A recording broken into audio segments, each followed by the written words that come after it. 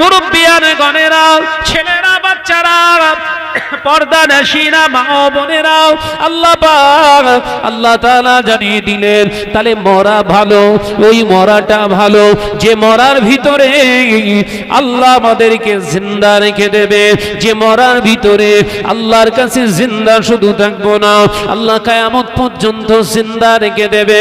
এ নওজোয়ানেরা, মরার মতো মরেছিলেন আল্লাহর নবী কলিজার কলিজা হযরত ইমামে হুসাইন রাদিয়াল্লাহু তাআলা আনহু, তার সঙ্গী সাথী সমস্ত সাহাবায়ে কেরামেরাও তারা দুনিয়া থেকে চলে গিয়েছে। এ নওজোয়ানেরা, মুরব্বিয়ান গণেরা, আমার আপনার আব্বা মা, দাদা দাদি, নানা নানি তারা ইন্তেকাল করেছে। অনেকে 2 বছর, 4 বছর, 6 বছর, 8 বছর ইন্তেকাল হয়ে গেছে। তাদের কবরের পাশে যাওয়ার লোক নাই, তাদের জন্য দোয়া করার মানুষ হয় না।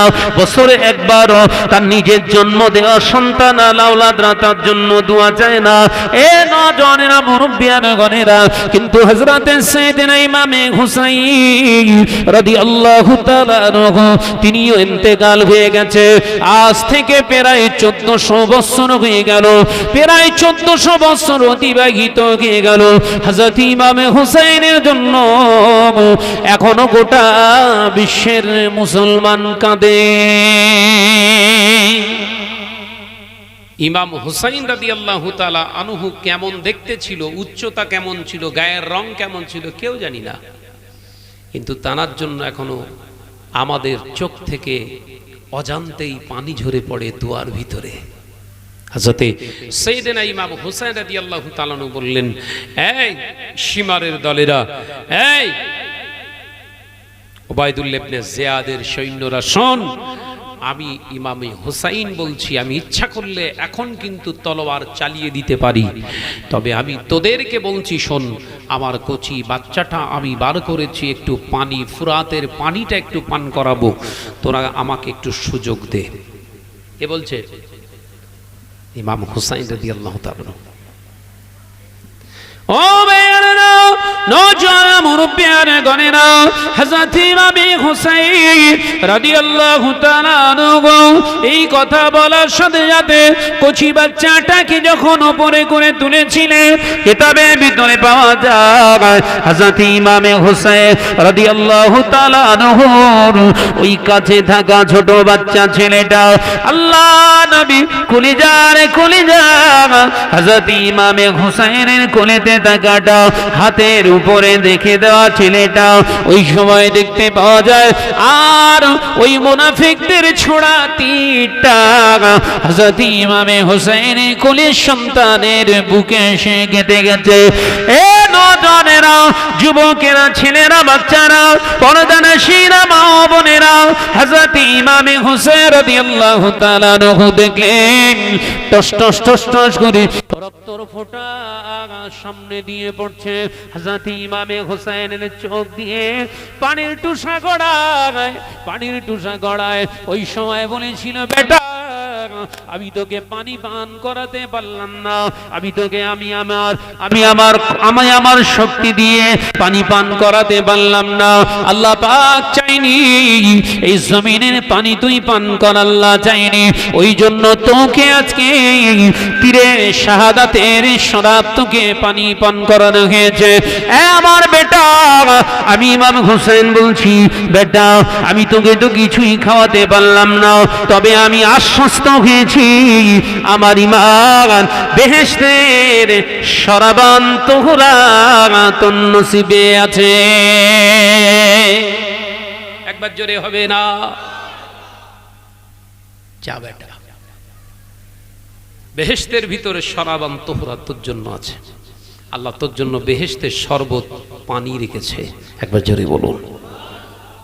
এ নওজোয়ানেরা, মুরব্বিয়ান গণেরা, ছেলেরা, বাচ্চারা, হযরত ইমামে হুসাইন রাদিয়াল্লাহু তাআলা আনহু হুজুর কোলে কোলে বাচ্চাটাকে রে বিবির সামনে এসে সালাম দিলে, ওগো আমার বিবি, আমি তোমার স্বামী, আমি ইমামে হুসাইন, আমি পারলাম না তোমার সন্তানকে, আমাদের সন্তানকে একটু পানি, দুনিয়ার পানি, ফুরাতের পানি আমি পান করাতে পারলাম না। আমার বিবি, আমি তোমাকে তোমার সন্তানকে দিয়ে গেলাম, পারলে তুমি কবরস্থ করে দিও। আমার বিবি, আমি তোমাকে আবার একবার বলে যাই, আমার নানা জানের আজকানটা আমায় দাও। আমার জুলফিকার তলোয়ার আমার কাছে আছে, আমার নানা জানের গায়ের আজকানটা আমাকে দাও। আল্লাহ নবী চেহারা মোবারকের আজকানটা নিজে পড়েছিলেন। আল্লাহ নবী সাহাবী যারা নবীর কলেজার হযরত ইমামে হোসেন রাদিয়াল্লাহু তাআলা আনহু, আল্লাহ নবীর যুদ্ধের সাজ পরিধান করে হাতেতে জুলফিকার নামক তলোয়ারটা হাতে নিয়ে বিবিকে বলেছিলেন, বিবি আখিরি দেখা, আর দেখা হবে না বিবি, আর বোধহয় দেখা হবে না। তবে বিবি স্মরণ করিয়ে দিয়ে যায়, আল্লাহর হুকুমকে যেন অবাধ্য হয়েও না, আল্লাহর হুকুমকে যেন ভায়োলেশন করো না। আমার বিবি, আমি তোমাকে বলে যাই, নিজের ইচ্ছায় জানো এই খিমা থেকে, অর্থাৎ এই তাবু থেকে তুমি যেন বের হয়েও না, কারণ পর্দাতে থাকা হলো ফরজ, এটা আমার আল্লাহর হুকুম। বিবি, আমি স্বামীর দায়িত্ব কি পালন করলাম। বিবি বলে দিলেন, ওগো আমার স্বামী, আপনি আমার স্বামী, আল্লাহর হুকুমটা আমাদেরকে বুঝিয়েছেন, আল্লাহর হুকুমটা আমাকেও বুঝিয়ে দিয়েছেন। আল্লাহর হুকুমটা আপনি যতটা মানেন, আমাদের মানানোর জন্য আপনি তাকিদ দিয়ে গেলেন। ব্যাস, তলোয়ার হাতে নিয়ে আল্লাহু আকবার বলে জিহাদে ঝাঁপিয়ে পড়লেন। একবার জোরে বলুন না। পুরুষের যে কাজ, আমি যেটা বোঝাতে চাইছিলাম, আমরা যে পুরুষ, আমাদের ঘরের নারীরা কোন অবস্থায় থাকবে এ ডিসাইড করবে অনলি ফর পুরুষেরা। কথা বোঝাতে পারলেন? আপনি নামাজি, 5 ওয়াক্ত নামাজি হয়ে মুখে দাড়ি নিয়ে বড় জুব্বা পরে ঘুরছেন, আপনার বিবিটা 5 ওয়াক্ত নামাজ পড়েন না, আপনার পর্দা করে না, শরিয়ত মানেন না, আর আপনি মনে করছেন নামাজ পড়ে সিধা জান্নাতে চলে যাবেন। ওটা আপনার স্বপ্ন। আর স্বপ্ন মানে কি বলেছিলাম? কথা বলছেন না তো, জোরে বলেন। Not sure.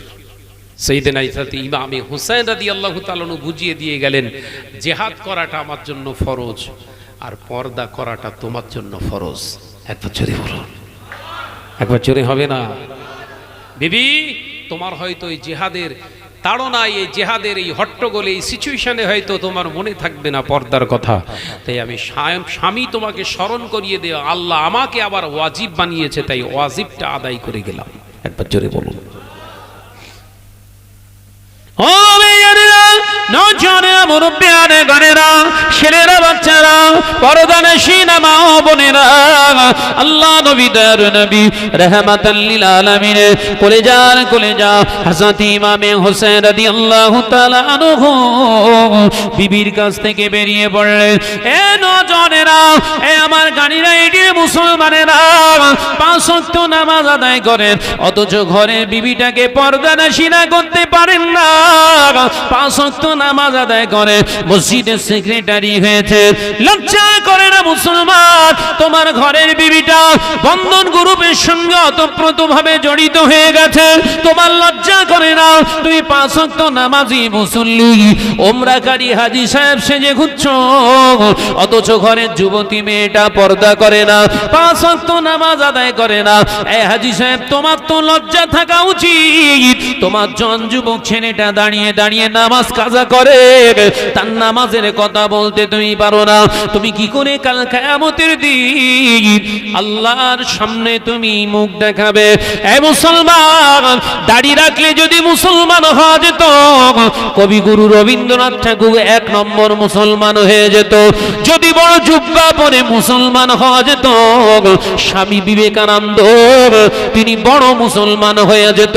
দুনিয়া জমিনে যদি, শুনে রেখে দাও মুসলমান, মাথায় পাগড়ি বাঁধলে যদি ওলি হওয়া যেত, দুনিয়া জমিনে স্বামী বিবেকানন্দ তিনিও পাগড়ি পরিধান করতে। মুসলমান চিন্তাধারার পরিবর্তন করেন। আল্লাহ পাক এমনি বলেননি, ইন্নাদ দীনা ইনদাল্লাহিল ইসলাম, নিশ্চয়ই আমি আল্লাহ আমার কাছে মনোনীত, আমার প্রকৃত মনোনীত আমার পছন্দনীয় দিন, সেটার নাম হলো ইসলাম। একবার জোরে হবে না?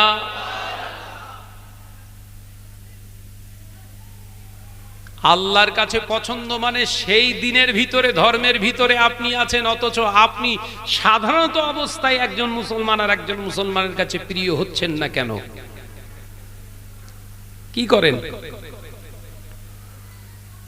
সুদখোরেরা, ঘুষখোরেরা, বেনামাজিরা, সিগারেট খোর, গাঁজাখোর, তাড়িখোর, সাট্টাখোর, জুয়াখোর, লটারিখোর, এরা তোমায় মহব্বত করে, অথচ নামাজি ব্যক্তিরা তোমাকে ঘৃণা করে কেন? প্রশ্ন আসবে না? আসবে না? জোরে বলছেন না কেন? এই অসুবিধা হচ্ছে নাকি? চিৎকার মেরে বলুন, অসুবিধা হচ্ছে? তাকবীর দেন, নারায়ে তাকবীর। আর জোরে হয় না নারায়ে তাকবীর? আর মহব্বতের সঙ্গে দরুদ আল্লাহুম্মা সাল্লি আলা,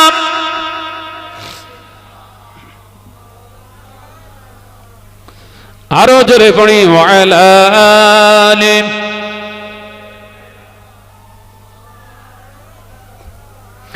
সালাম তোমাকে হাজারো সালাম হে আমার নবী আকরাম, সালাম তোমাকে হাজারো সালাম হে আমার নবী আকরাম, হে আমার নবী আকরাম, হে আমার নবী আকরাম।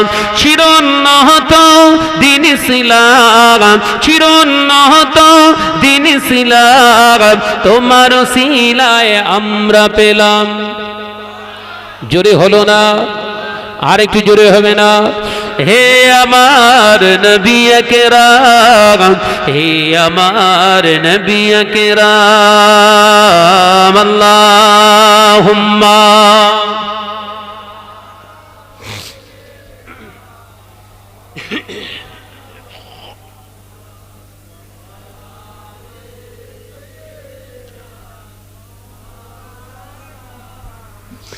পথঘারা নদী গতির ধারায়, পথঘারা নদী গতির ধারায়, সুরভিত হয় তোমারই ছোঁয়ায়।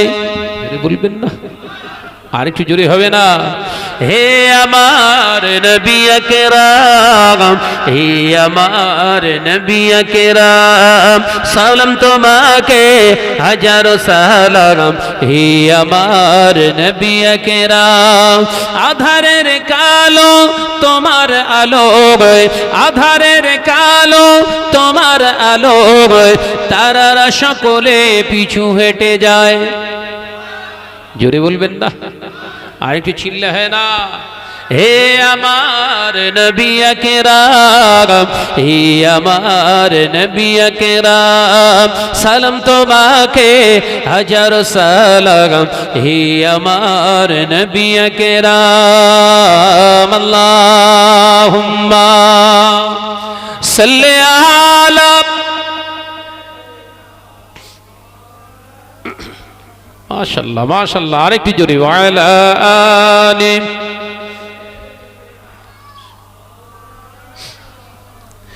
ও বেজনেরা, নওজনেরা, মুরব্বিয়ারা, গণেরা, আল্লাহ নবী দার নবী রাহমাতাল লিল আলামিন এই আদর্শ দিয়ে গেছে।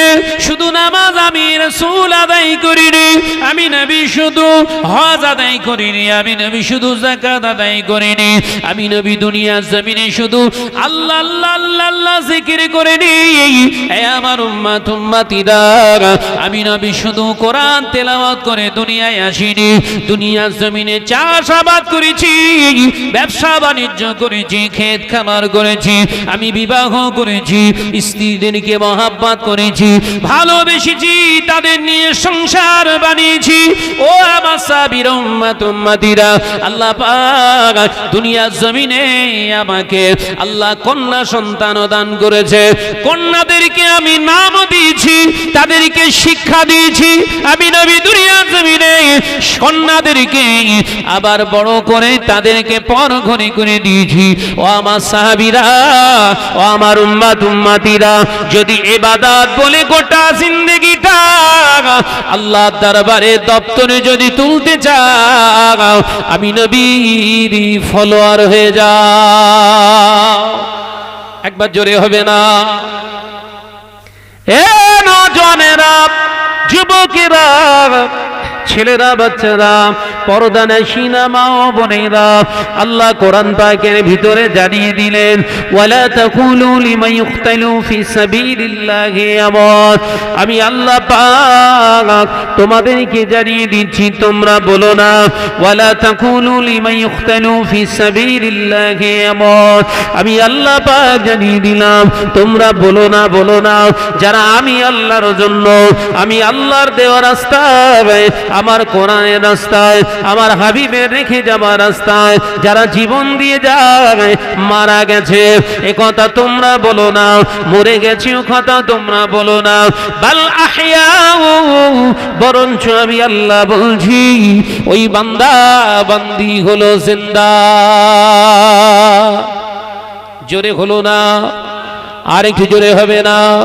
ও বেজানেরা, নওজোয়ানেরা, মুরব্বিয়ানে গণেরা, ছেলেরা, বাচ্চারা, পর্দানশীনা মা ও বোনেরা, এলাকায় পুকুর আছে, আপনাদের এলাকায় নদী আছে, ওই নদীতে কিছু কিছু সময় দেখতে পাওয়া যায় চুম্বক, বড় বড় চুম্বকে সুতো বেঁধে, দড়ি বেঁধে চুম্বকগুলো ছুঁড়ে দিয়ে দিয়ে ছোট ছোট বাচ্চাগুলো ওই পানির ভিতর দিয়ে দড়ি টেনে টেনে টেনে টেনে যখন নিজের হাতে নিয়ে আসে, ওই পুকুরের ভিতর থেকে দেখতে পাওয়া যায় হয় পেরেক, নইলে নাট, নইলে বল্টু, লোহার কোন জিনিস ওর সঙ্গে উঠে আসে। ওর সঙ্গে দেখবেন লোহার তৈরি করা 1 টাকার কয়েন, 2 টাকার কয়েনগুলো ওই চুম্বকের সঙ্গে উঠে এসেছে না আসেনি? বলেন না।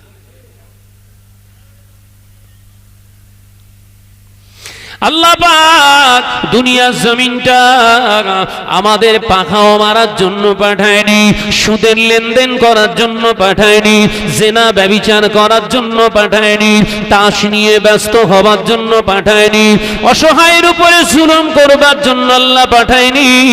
দুনিয়ার জমিনে আপনার গরিবের মাল আপনার শোষণ করবার জন্য পাঠায়নি। দুনিয়ার জমিনে আমাদেরকে লটারি কাটার জন্য পাঠায়নি, গাঁজা সেবন করার জন্য পাঠায়নি। আপনার দুনিয়ার জমিনে ডিজে বাজিয়ে হিন্দি গানের সঙ্গে তাল মেলানোর জন্য পাঠায়নি। আল্লাহ কোরআন পাকের ভিতরে জানিয়ে দিলেন, ওমা খালাকতুল জিন্না ওয়াল ইনসা ইল্লা লিয়াবুদুন। আমি আল্লাহ জিন এবং ইনসানকে সৃষ্টি করেছি পাখাও মারার জন্য নয়, অনলি ফর প্রেয়ার মি, কেবলমাত্র আমি আল্লাহর ইবাদতের জন্য।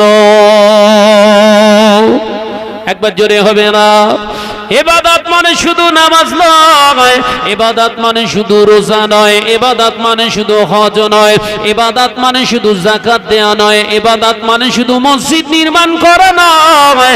ইবাদত মানে আল্লাহ বোঝাতে চাইলেন অনলি ফর প্রেয়ার মি, কেবলমাত্র আমি আল্লাহর ইবাদত বান্দিগি মানে এখানে যতটা হায়াত আমি আল্লাহ তোকে দুনিয়ার জমিনে দিয়েছি, টোটাল সময়টা আমি আল্লাহ রাস্তায় ব্যয় করতে হবে। একবার জোরে হবে না? ইবাদত মানে শুধু নামাজ পড়া ইবাদত না। তাহলে এখনো ভুলের ভিতরে আছেন। নামাজ পড়াটা যেমন ইবাদত, আপনি কথা বলবেন, কথা বলাটাও হচ্ছে ইবাদত। একবার জোরে বলুন না। এখন সব কথা তো ইবাদত হবে না বাবা, কথা বলেন না। সব কথা ইবাদত হবে? ওই কথাগুলো ইবাদত যে কথাগুলো বললে আল্লাহ খুশি হয়। একবার জোরে বলুন। একবার জোরে হবে না? ওই কথাগুলো ইবাদত নয় যে কথাগুলো বললে আল্লাহ নারাজ হয়, শয়তান খুশি হয়। আমাদের কোনগুলো চলছে? জোরে বলেন না রে বাবা। আমরা নামাজ আদায় করি, নামাজের পরে পরে বসে সুবহানাল্লাহ আলহামদুলিল্লাহ লা ইলাহা ইল্লাল্লাহ আল্লাহু আকবার, সুবহানাল্লাহ আলহামদুলিল্লাহ আল্লাহু আকবার তাসবিহ পড়ি। কিন্তু ওই জবান দিয়ে আবার জবান দিয়ে মিথ্যা কথা বলি। বাবা, এ নওজওয়ানেরা, যুবকেরা, ছেলেরা, বাচ্চারা, পর্দানশীনা মা ও বোনেরা, আল্লাহ পাক অপশন দিয়ে রেখে দিয়েছে আমার আপনার জন্য। আল্লাহ অপশন দিয়েছে, বান্দা কথা বলতে বলতে, ইবাদত করতে করতে কথার ভিতরে কোনো গুনাহ চলে এসেছে, শয়তানের ওয়াসওয়াসা, কোন রকম ওয়াসওয়াসা পেয়ে গিয়ে জবান দিয়ে মিথ্যা কথা বলেছিস, ফাহিশা কথা বলেছিস, ওই সময় আমি আল্লাহ তোর জন্য সুযোগ দিয়েছি। তুবু ইলাল্লাহি তাওবাতান নাসুহা, বান্দা খুলুসিয়াতের সঙ্গে আমি আল্লাহর কাছে নত স্বীকার করে একবার তওবা করে নে। একবার জোরে হবে না? তাহলে রিপেয়ার করার আল্লাহ সুযোগ দিয়েছিল না, দেয়নি? এর জন্যও মারবে আল্লাহ, যে সুযোগটা কাজে লাগাসনি, এই কারণেই তুই অপরাধী। কথা বুঝাতে পারলাম না? মানে নামাজ পড়েছি, নামাজের ভিতরে ভুল হয়েছে, নামাজ আদায় করেছি, নামাজের ভিতরে কোনো কনফিউশন হয়েছে, কোনো সন্দেহ হয়েছে, আল্লাহ সুযোগ দিয়েছে নামাজের ভিতরে সেজদা কর। ভুলটাকে আমি আল্লাহ ওই সেজদার ওসিলায় মাফ করে দেবো। একবার জোরে বলুন। কিন্তু ভুল হয়েছে, সন্দেহ সন্দেহ হচ্ছে, ওই অবস্থায় নামাজ শেষ করে দিয়েছে, সেজদা করেননি। এই দোষটা কার? জোরে বলেন না রে বাবা। নামাজি তোমারইতে অপরাধ। আল্লাহ সুযোগ দিয়েছিল তো, সুযোগ কাজে লাগাননি। তাই দুনিয়ার জিন্দেগিতে যে হায়াতটা আল্লাহ আমাদের দিয়েছে, এই হায়াতটা হচ্ছে আমাদের সুযোগ। কিসের জন্য সুযোগ? আমাদের বাসস্থান ছিল আল্লাহর দয়ার জান্নাত। একবার জোরে বলুন। জান্নাতে আবার আমাদের যাবার সুযোগ দিয়েছিলেন, সেই সুযোগের জায়গাটার নাম হলো দুনিয়া। একবার জোরে বলুন। তাহলে এই দুনিয়ায় হেলায় ফেলায় নষ্ট করা জায়গা, এই কথা বলছেন না কেন? আমরা টোটালটাই তো নষ্ট করে ফেলছি। আমাদের টোটাল জিন্দেগিটার হায়াতের সময়টা, যে টাইম, নষ্ট করে ফেলছি। সমাজের বুকে আমরা বলি যে মানুষের বয়স বাড়ে, এটা সমাজের কথা, সমাজ। কিন্তু হাকিকাতে মানুষের বয়স বাড়ে না, বয়স কমে। আমার হায়াত যদি 70 বছর থাকে, এখন আমার 40 বছর রানিং, তাহলে আর কতদিন থাকবো? 30 বছর, বেশি অর্ধেকটা পার করে ফেলেছি। তার মানে আমার হায়াত কিন্তু খুব ছোট, আর অধিকাংশটা খেয়ে ফেলেছি, খরচ করে ফেলেছি। উদাহরণ দিলাম, আমি জানি না কতদিন বাঁচবো, আল্লাহর দয়া। উদাহরণ, এক্সাম্পল আপনাদের বোঝানোর জন্য বলছিলাম। তাহলে মরতে হবে যখন, এ তো সত্য। 30 বছর বাঁচবো, এটা হচ্ছে আমার ফিউচার, ভবিষ্যৎ স্বপ্ন। স্বপ্ন সত্যি হবে গ্যারান্টি নাই। স্বপ্ন সত্যি হবে? জোরে বলেন। অনুমান করলাম, অনুমান মানি আল্লাহ রসুল বললেন ওখানে ধোঁকা আছে, তার মানে শিওর নেই। তাহলে অনুমান করে বললাম আমি 70 বছর বাঁচবো, 30 বছর যে বাঁচবো সিউরিটি নেই। কিন্তু 40টা যে পার করে ফেলেছি, এর ভেতরে কোনো সন্দেহ নেই। 40টা পার করে ফেলেছেন, সন্দেহ আছে? জোরে বলেন না। নেই।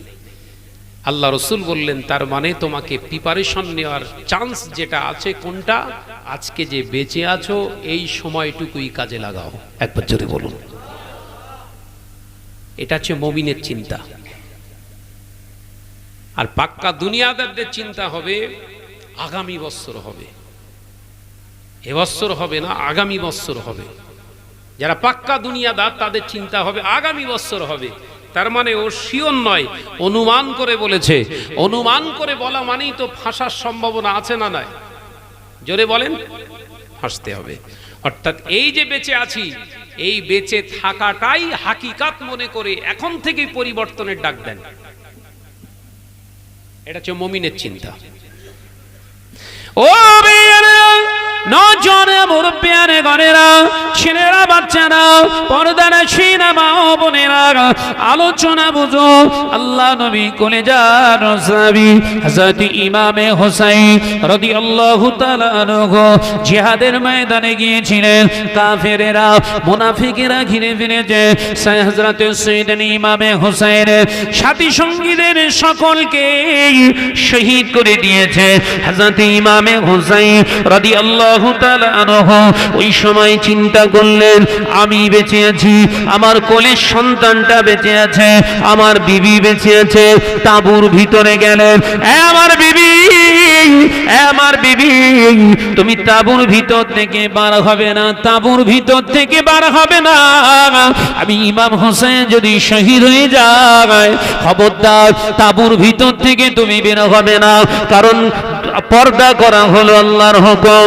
আমার বিবি, আমি তোমাকে বলে দিয়ে গেলাম, আমি যদি দুনিয়া ছেড়ে চলে যাই, আমি যদি ওদের মুনাফিকদের দ্বারা আঘাতপ্রাপ্ত হয়ে যদি মারা যায়, আমার বিবি তুমি তাঁবু ছেড়ে যেন বেরিয়ে এসো না, পারলে ওরা তোমাকে বের করুক, তুমি নিজের ইচ্ছা বার হবে না, কারণ এটা হলো আল্লাহর হুকুম। একবার জোরে হবে না? আলোচনার গুরুত্ব বুঝতে পেরেছেন না? না কাহিনীটা ধরছেন শুধু? মুমিন যিনি হন, মুত্তাকিন যিনি হন, সর্ব অবস্থাতে আল্লাহর হুকুমকে পাশ দিতে পারেন না, আল্লাহর হুকুমকে কখনো ভায়োলেশন করতে পারেন না। আল্লাহ ওয়ালা যিনি হন, আল্লাহর মাহবুব বান্দা যারা হয়, আল্লাহর মাহবুব বান্দি যারা হয়, মউতের আগ পর্যন্ত আল্লাহর হুকুমে তিনি অবিচল হয়ে যান। একবার জোরে হবে না? কিন্তু আজকের সমাজের ফতোয়া হলো আমাদের কাছে জান বাঁচানো ফরজ। এরকম একটা ফতোয়া আছে তো? কথা বলেন না রে বাবা। হ্যাঁ, গানি রাইটের মুসলমানেরা বলেন না, ঠিক না ভুল জোরে বলেন। জান বাঁচানো যদি ফরজ হতো, ইমাম হুসাইন রাদিয়াল্লাহু তাআলা আনহু ওই কারবালার ময়দানে শহীদ হওয়ার প্রয়োজন ছিল? কথা বলছেন না?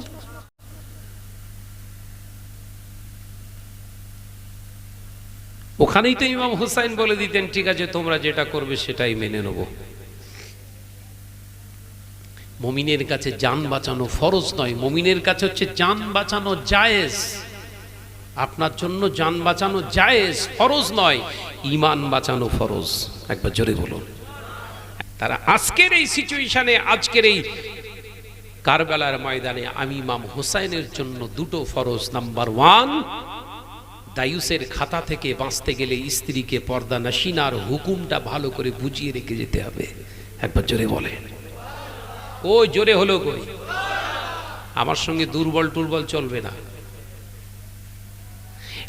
হযরতে ইমামে হুসাইন রাদিয়াল্লাহু তাআলা বুঝেছিলেন, আমার কাছে একটা শুধু ফরজ নয়, জিহাদ করাটা যেমন ফরজ, ঈমান বাঁচানোটা যেমন ফরজ, স্ত্রীকে পর্দা নাশিনা করে রেখে দেয়া যাওয়াটা হচ্ছে ফরজ। তাই নিজের ফরজটাও আদায় করে স্ত্রীকে জানিয়ে দিয়ে গেলেন, যে কোনো সিচুয়েশনে তোমাকে আল্লাহর হুকুমকে অবাধ্য করা যাবে না। একবার জোরে বলুন। বিবি বলছে, স্বামী কলেজার সন্তানটা খেতে পাচ্ছে না, আজকে 2 দিন তাকে খেতে দিতে পারিনি, অনেক চেষ্টা করেছি, যতটুকু ছিল দিয়েছি, আর তো কিছু নেই, আমার স্তনে দুধ নেই, আমি আমার জিহ্বাটাকে আমি দিয়েছি, জবানটাকে তার কাছে দিয়েছি, জীবন আমার জিহ্বাটা তো শুকনো। কচি বাচ্চা ছটফট করছে, আপনি কিছু করুন। জান বাঁচানো ফরজ। এই মাথায় ঢুকছে না বোধহয়? জান বাঁচানো ফরজ। শুধু নামাজ ইবাদত না, যেটা বোঝাতে চেয়েছিলাম, শুধু নামাজ পড়া ইবাদত না। নামাজ পড়ছেন, ওটা আল্লাহর হুকুম। শরিয়াত শুধু হুকুমের উপরে আসেনি, নিষেধের উপরেও শরিয়াত। এই কথা বুঝতে পারছেন না? নামাজ পড়ুন, এটা আল্লাহর আদেশ, আল্লাহর আদেশ, হুকুম এটা। আল্লাহ বললেন, নামাজ পড়ার আগে নাপাক থেকে নিজের দেহটাকে পবিত্র বানাও, এটা আল্লাহর আদেশ, আর নাপাক থেকে নিজেকে বাঁচাও, এটা নিষেধ। এই আদেশ মানার আগে নিষেধটাকে মানতে হবে, এটা হচ্ছে শরিয়ত। এ কথা বোঝাতে পারলাম না? আদেশটাকে মানার আগে নিষেধটাকে আগে প্রাধান্য দিয়ে, তার মানে হারামকে বর্জন করে হালালটাকে ধরো। হারাম যখন বর্জন হবে, অটোমেটিক্যালি আপনার ভিতরে হালাল আপনার ভিতরে প্রতিষ্ঠিত হয়ে যাবে। একবার জোরে বলুন। আর যখন হালালের উপরে আপনি প্রতিষ্ঠিত হয়ে যাবেন, তখন প্রতিটা কাজ আল্লাহর দপ্তরে ইবাদত হিসাবেই আল্লাহ কবুল করবেন। একবার জোরে বলুন। সহজ করে বোঝাচ্ছি, বোঝা যাচ্ছে তো নাকি? যদি হারাম বর্জন না করে আপনি ইবাদত করেন, আল্লাহ নেকি দেবেন, কিন্তু ইবাদত হিসাবে আল্লাহর দরবারে আপনি প্রতিষ্ঠিত করতে পারবেন না। আপনি আবেদ ব্যক্তি হিসাবে আল্লাহর দরবারে নিজেকে কখনো আল্লাহর সামনে দাঁড় করাতে পারবেন না। আবেদ ব্যক্তিদের প্রথম পরিচয় হলো নিষেধটাকে বর্জন করে আদেশটাকে গ্রহণ করা। একবার জোরে বলুন। কিন্তু আমরা করছি কি? জোরে বলেন বাবা। আমাদের সিস্টেম নামাজও চলছে, আবার বিবিকে দিয়ে সুদের টাকাও আনা হচ্ছে। এ কথা বলছেন না কেন? আমাদের সিস্টেম হচ্ছে নামাজও চলছে, পাশাপাশি ঘুষের টাকা পৌঁছে দেওয়ার জন্য কাজ চলছে। এটা যদি আমার আপনার ইসলাম হয়, তাহলে রাসূলুল্লাহর ইসলাম কোনটা ছিল? এই কথা বলছেন না কেন?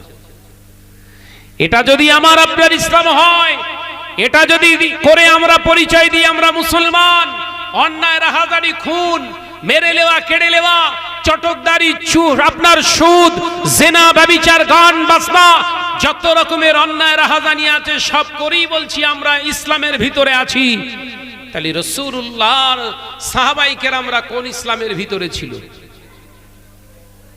নিশ্চয়ই আপনার কাছে যে ইসলামটা আপনি নিয়ে জাহির করতে চাচ্ছেন সাহাবায়ে কেরামদের সঙ্গে মেলান, ওই ইসলামের সঙ্গে আপনার ইসলাম মেলে না। সেই জন্য আপনি অন্যায় করার পরেও মাথা উঁচু করে আপনি বলেন আমি মুসলমান। আর সাহাবায়ে কেরামরা যদি কোনো ত্রুটি হয়ে যেত, যদি কোনো ইচ্ছাকৃত নয় অনিচ্ছাকৃতভাবে যদি ভুল হয়ে যেত, কোনো ত্রুটি হয়ে যেত, সাহাবায়ে কেরামরা কাঁদতেন, শুধু কাঁদতেন, নিজেকে শাস্তি দেওয়ার চেষ্টা করতেন, রাসূলুল্লাহর দরবারে এসে সংশোধন করতেন। ইয়া রাসূলুল্লাহ হাবিবাল্লাহ, আমি বোধহয় মুনাফিক হয়ে গেছি। ইয়া রাসূলুল্লাহ হাবিবাল্লাহ, আমি বোধহয় মুসলমান নেই। আল্লাহ রাসূল বললেন, কি হয়েছে আবু বকর, কি হয়েছে আবু বকর, তুমি মুসলমান নেই, মুনাফিক হয়ে গেছো, কি হয়েছে, কি করেছো? ইয়া রাসূলুল্লাহ হাবিবাল্লাহ, আমার বিবির সঙ্গে আমি একটু খুনসুটি কাটতে গিয়ে হেসে ফেলেছি, আমার মনে হয় আমি মুসলমান নেই, মুনাফিক হয়ে গেছি।